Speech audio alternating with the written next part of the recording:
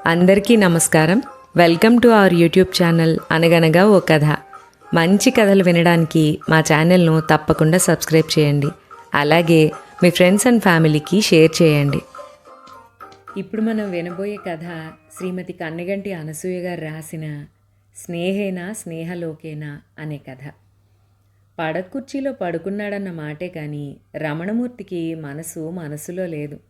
మధ్య మధ్యలో లేచి లోపలికి బయటికి తిరుగుతూ ఉన్నప్పటికీ మనసంతా గేటు మీదే ఉంది. ఏ చిన్న చప్పుడైనా అటే చూస్తున్నాడు. ఎంతగా ఎదురు చూసినా ఉమాపతి వస్తున్న జాడే లేదు. వాడొచ్చే సమయం దాటి చాలాసేపు అయింది. ఇదెన్నోసారో అతను అలా అనుకోవడం. ఆలోచిస్తూ అటు ఇటు తిరుగుతున్నంతలో గేటు చప్పుడైంది. గబుక్కున అటు చూశాడు. సార్, రమణమూర్తి గారంటే మీరేనా? గేటు మీదుగా కొరియర్ కుర్రాడి ప్రశ్న. అవునంటూ తలూపాడు రమణమూర్తి. అలా తలూపుతూనే పడకుర్చీ దగ్గరికి వెళ్ళి స్టూలు మీదున్న కళ్ళజోడు ముఖానికి తగిలించుకున్నాక ఆ కుర్రాడి చేతిలో పేపర్లు అందుకుని సంతకం పెట్టి ఆతృతగా ఫ్రమ్ అడ్రస్ చూశాడు. ఏదో బ్యాంకు నుంచి. అనాసక్తిగా దాన్నో పక్కన పడేసి గేటు వేసేళ్ళు బాబు అన్నాడు కొరియర్ కుర్రాడిని ఉద్దేశించి. గేటేస్తే ఉమాపతి రాకడ చెవుల ద్వారా రవ్వంత ముందుగానే తెలుస్తుందని రమణమూర్తి ఆశ. టైం చూశాడు. 5:15. ఇప్పటికే 3/4 గంట లేటు. మామూలుగా అయితే టంచనుగా 4 అతను రావాలి. రమణమూర్తి మనసులో అప్పుడప్పుడే దిగులు మేఘాలు కమ్ముకోవడం మొదలెట్టాయి. అసలే జలుబు, దానికి తోడు తలపోటొకటి. తల అంతా దిమ్ముగా అనిపించి పక్కనే స్టూలు మీదున్న జండు బామ్ సీసా అందుకుని నుదుటి మీద, కణతల మీద, కంటి రెప్పల మీద గట్టిగా ఒత్తి మరీ తలపోటు మందు రాసుకున్నాడు. మంట, ఒకటే మంట మండిపోతుండేసరికి పడకుర్చీలో వెనక్కి వాలి రిలాక్సింగ్గా కళ్ళు మూసుకున్నాడు. ఉమాపతి కళ్ళ ముందు మెదిలాడు. ఉమాపతి రమణమూర్తి ఎప్పటినుంచో స్నేహితులు. అక్కడికి 7-8 ఏళ్ల అవతలు ఉంటాడతను. ఒకే చోట చాలా ఏళ్ళు కలిసి పనిచేశారు. ఉద్యోగంలో ఉండగా ఎలాగోలాగా ఉమాపతిని ఒప్పించి ఈ 2 స్థలాలు రమణమూర్తే కొన్నాడు.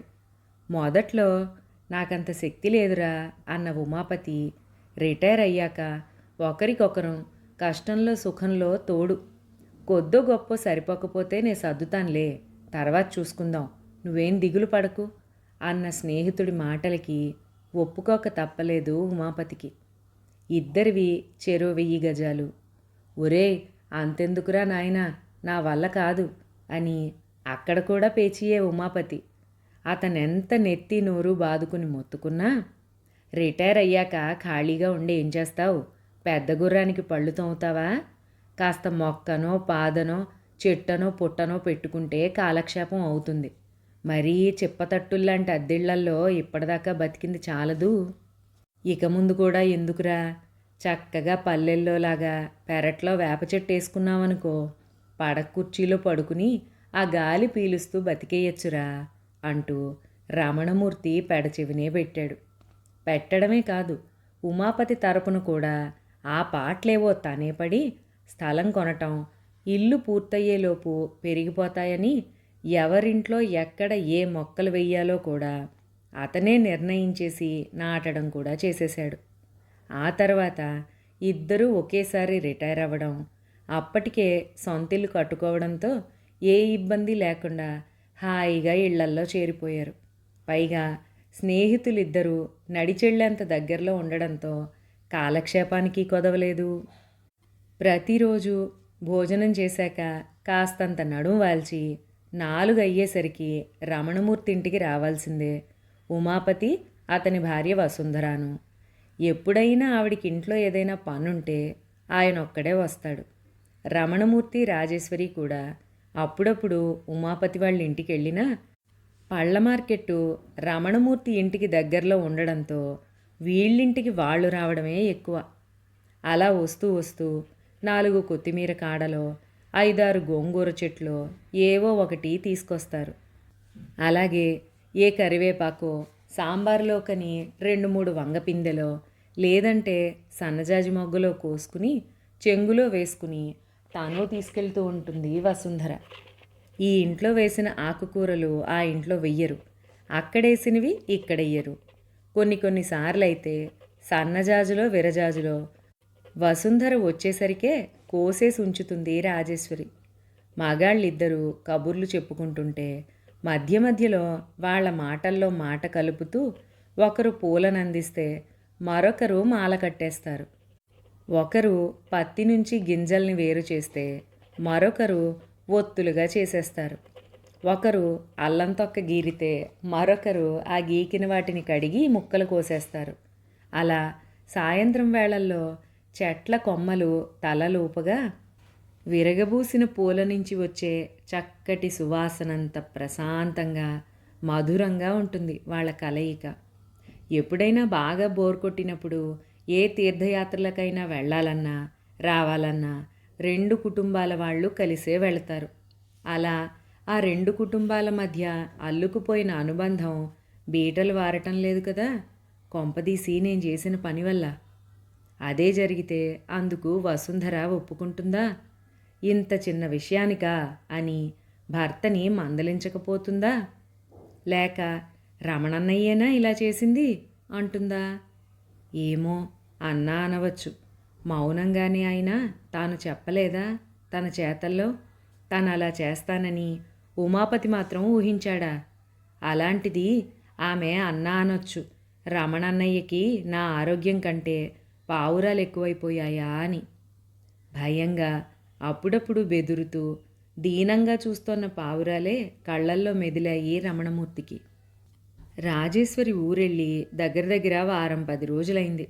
వాళ్ళ అన్నయ్య గారు అమ్మాయి పెళ్ళని భార్యాభర్తలిద్దరూ కలిసే వెళ్ళినా అన్ని రోజులు ఇల్లు తాళాలేసుంటే మంచిది కాదని, అసలే రోజులు బాగా లేవని 5-6 రోజులుండి రమణమూర్తి వచ్చేశాడు. పిల్ల పసుపు పిండితో అత్తారింటికెళ్ళాక వస్తానని రాజేశ్వరి మాత్రం అక్కడే ఉండిపోయింది. సర్లెమ్మని భార్యని అక్కడే వదిలొచ్చేస్తుంటే భర్త వెనకే గుమ్మం దాకా వచ్చి, ఏమండోయ్ అన్నట్టు చెప్పడం మర్చిపోయాను, మా మేనకోడలి పెళ్ళని ఉన్న కొబ్బరి నూనె అంతా ఇక్కడికే పట్టుకొచ్చేశాను. ఎంతైనా పెళ్లివాళ్ళ ఇల్లు కదా, వచ్చేవాళ్ళు పోయేవాళ్ళును. ఎంత సువాసన వస్తే మాత్రం కొన్నది ఇంట్లో కాసిన కాయలతో తయారైంది ఒకటవుతుందా? సీసాలో కొద్దో గొప్ప ఉందిలేండి, తమాము తెచ్చేయలేదు. మీ మట్టుకి మీకు నే వచ్చేదాకా సరిపోతుంది. ఇంతకీ చెప్పొచ్చేది ఏమిటంటే, ఆ తెలికలవాడొచ్చే రోజులు దగ్గర పడ్డాయి. మీరెళ్ళగానే ఆ కొబ్బరి ముక్కలు కాస్త దొడ్లో ఎండలో పడేయండి. నేల మీద ఎండేశారు గనక నేలంతా నూనె మరకలు పడిపోతుంది. కాస్తంత శ్రద్ధ చేసి ప్లాస్టిక్ సంచి వేసి దాని మీద ఎండేయండి. అది అక్కడే ఉంటుంది. కుప్పగా ఒక్కచోటే పోసి వదిలేయక మునివేళ్లతో కాస్తంత పలచపలచగా తీయండి. త్వరగా ఎండుతాయి. వల వేయడం మర్చిపోకండి, లేదంటే కాకులు ఎత్తుకుపోతాయి. అంతేకాదు, కొంచెంలో బాగు చేసిన గోధుమలున్నాయి, అవి కూడా ఎండలో పోసి పల్చగా తిప్పండి. గోధుమలు ఎంత బాగా ఎండితే అంత పురుగు పట్టకుండా ఉంటాయి. నే వచ్చాక మిల్లుకు పంపి పిండి ఆడిస్తాను. వలని కప్పి వదిలేశారు గనక 4 మూలలా 4 రాళ్ళు ఎట్టండి, లేదంటే వల కూడా ఎత్తుకుపోతాయి ముండాకాకులు అని మరీ చెప్పింది. సర్లేవే ఒకటే నసా అని విసుక్కున్నాడు. కానీ రాగానే ఆ పనే ముందు చేశాడు. రమణమూర్తి దొడ్లో పెద్ద పెద్ద కొబ్బరి చెట్లు 2 ఉన్నాయి. ఆ స్థలం కొన్నప్పుడే ఇద్దరి స్థలాల్లోనూ ఇంటి కట్టుబడికి అడ్డు రాకుండా ఇల్లు కట్టే నాటికి మొక్క పెరుగుతుందని కోనసీమ నుంచి తెప్పించిన 2 కొబ్బరి చెట్లు, కొత్తపల్లి కొబ్బరి మామిడి చెట్లు, వేప చెట్లు నాటించాడు.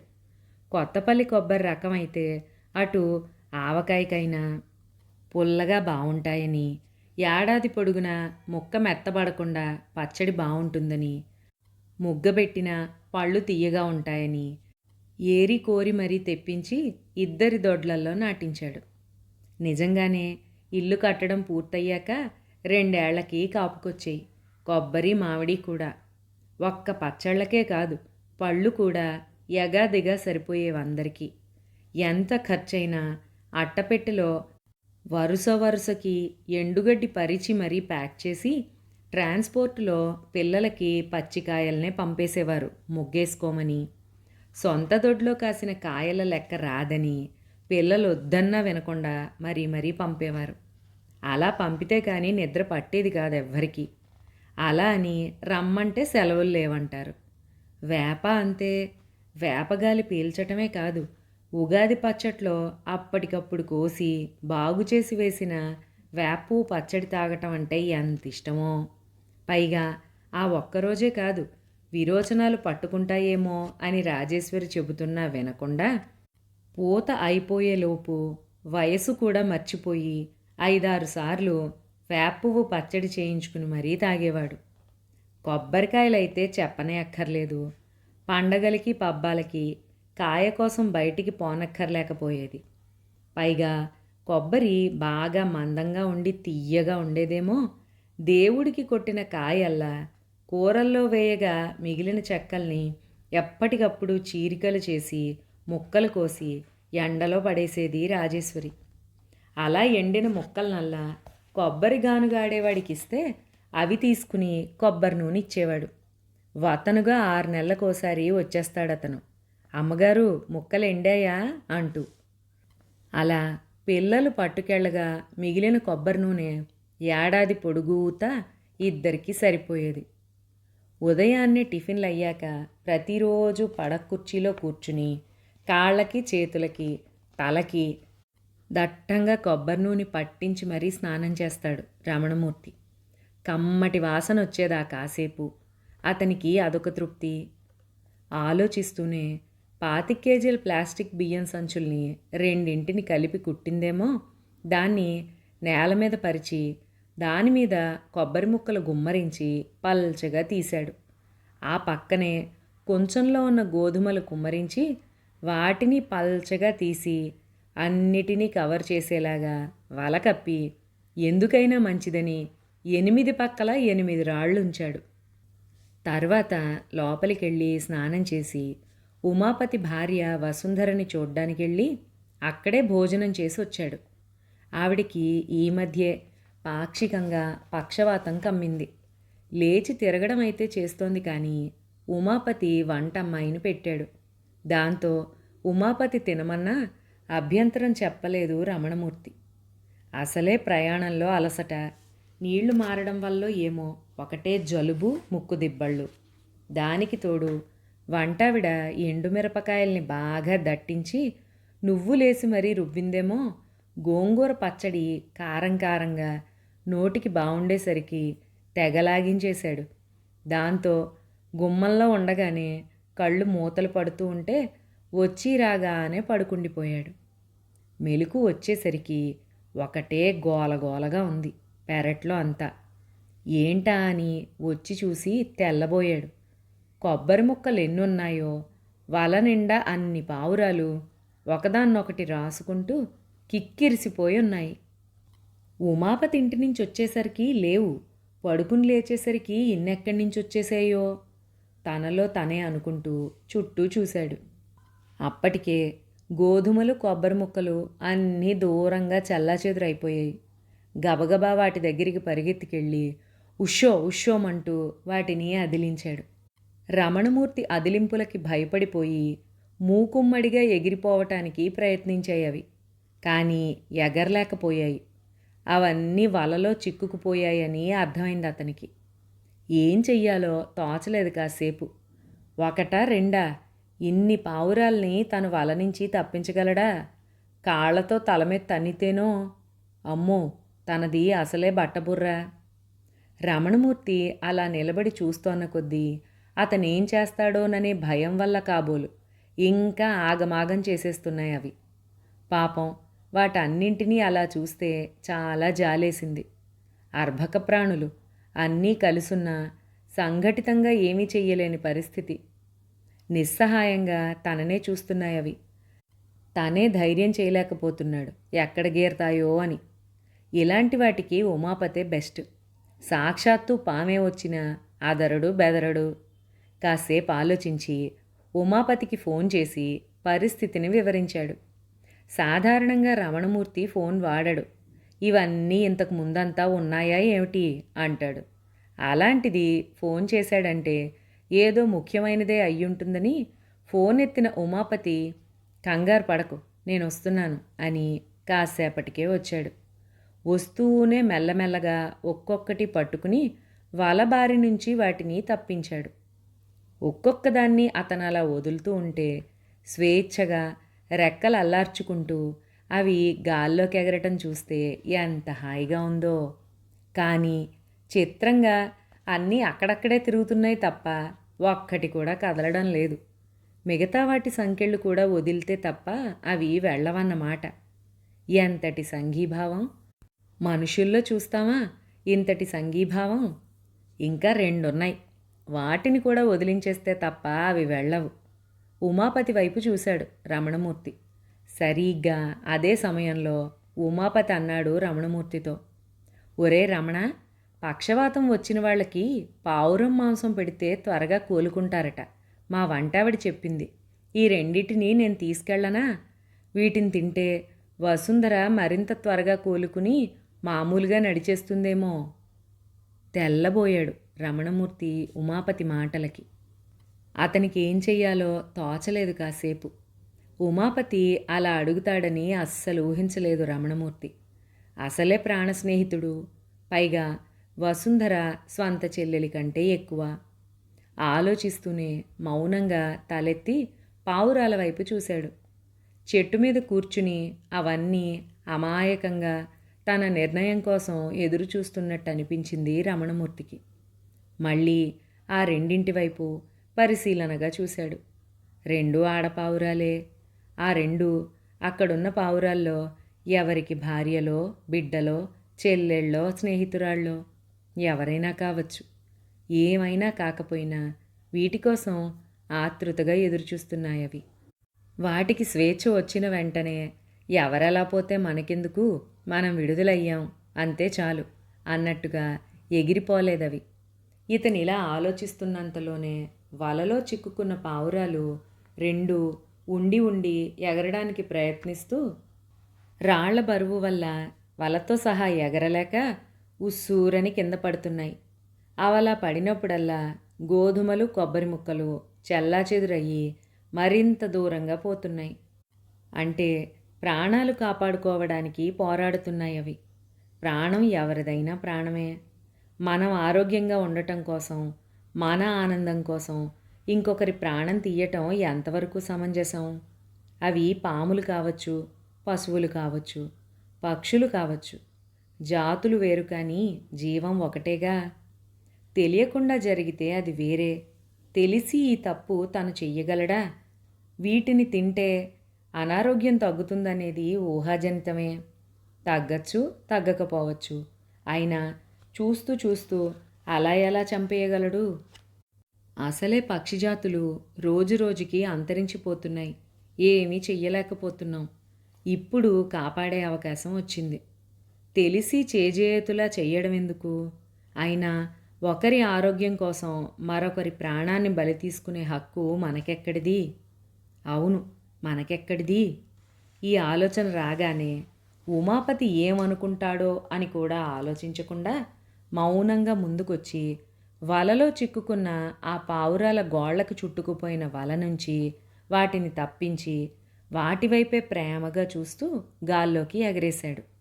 అవి రెక్కలల్లార్చుకుంటూ హాయిగా ఎగిరిపోయాయి. చిత్రంగా వాటితో పాటు అప్పటిదాకా చెట్ల మీద కూర్చున్న మిగతా పావురాలు కూడా ఆనందంగా అరుస్తూ గాల్లోకి ఎగిరిపోయాయి. జీవితంలో మొదటిసారి భయపడలేదతను. తేలికైన మనసుతో ఉమాపతి వైపు చూశాడు. అప్పటికే చుట్టూ చెల్లాచెదురైపోయిన గోధుమలు, కొబ్బరికాయ ముక్కలు బుట్టలోకి ఎత్తటానికి వాటన్నిటినీ ఒక దగ్గరికి చేరుస్తున్నాడు ఉమాపతి. ఆ తర్వాత కాసేపుండి ఆ మాట ఈ మాట అయ్యాక బయలుదేరాడతను. ఆలోచిస్తూ ఉండగానే గేటు చప్పుడైంది.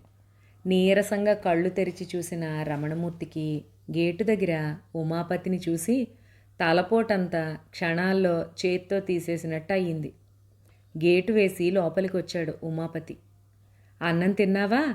వండుకున్నావా? బద్దకించావా? మీ చెల్లెలు ఒకటే ఇదైపోతోంది. అన్నయ్య అన్నం తిన్నాడో లేదోనని. తినే ఉంటాడులే అని నేను. నువ్వేమో అనవసరంగా ఫోన్లు చెయ్యొద్దని నిబంధనలు పెట్టావు. ఫోన్ చేస్తే ఎక్కడ తిడతావోనని చెయ్యలేదు. పైగా జలుబువాత పడ్డావు కూడాను. ఒక్కోసారి వేడి చేసి కూడా జలుబు చేస్తుంది. ఇన్ని రోజులు పెళ్లివాళ్ళింట్లో తినొచ్చావు కదా, వేడి చేసి ఉంటుంది. ఎంతైనా అన్ని వంటలు మా చెల్లాయి వండినట్లు ఉండవు కదా. దుకాణానికి వెళ్ళాను నీకోసం సబ్జా గింజలు తెద్దామని. ఎప్పుడు దొరికే కొట్లో దొరకలేదు. ఇవేమో అన్ని చోట్ల దొరికి చావవు. ఎలాగైనా తేవాలని అలా అలా నడుచుకుంటూ ముందుకెళ్ళిపోయాను. మొత్తం మీద పట్టేశాన్రా.